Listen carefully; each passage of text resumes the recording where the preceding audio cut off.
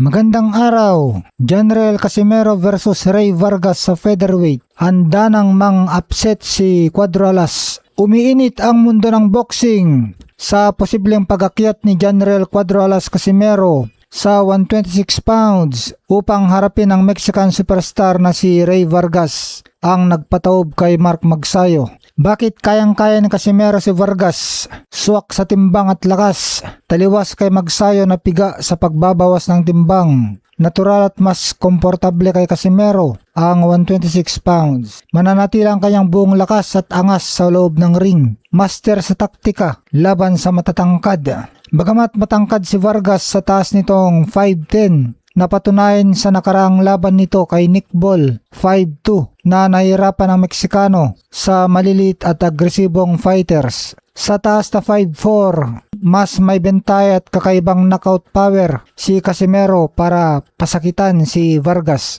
Mabilis na daan sa WBC belt at kay Inoue. Target ni Casimero ang WBC title at isang Mexican fighter ngayong Disyembre. Ang paggupo kay Vargas na dating kampiyon at kasalukuyang champion in recess ang pinakamagandang stepping stone upang makuha ang bakanteng WBC belt na hawak ngayon ni Bruce Carrington at may kasaang pangarap na laban kay Naoya Inoue sa featherweight. Naniniwala ang karamihan sa mga boxing fans na mas maganda at mas explosive na laban ang ipapakita ni Cuadro Alas. Tingin niyo mga boss, knockout nga ba ang aabutin ni Rey Vargas kay Casimero? Samantala, knockout artist Weljon Mindoro haharapin si Carlos Ocampo para sa vacant WBC Feather Box middleweight title. Labanan ng mga certified power puncher ang aabangan ng mga tagahanga ng boxing. Nakatakdang magharap ang Pinoy knockout artist na si Weljon Mindoro at ang Mexican veteran na si Carlos Ocampo ngayong Agosto 29, 2026 sa Galen Center, Los Angeles, California. Nakataya sa sagupaan ng bakanteng WBC Feather Box middleweight title kung saan inaasahan hindi aabot sa huling round ang laban dahil sa pambihirang knockout records ng dalawang boksingero. Weljon Mindoro, Pilipinas, hawak ang impresibong undefeated record na 17 wins, 0 losses at 1 draw. Sa kanyang 17 na panalo, 16 dito ay via knockout. 16 knockouts,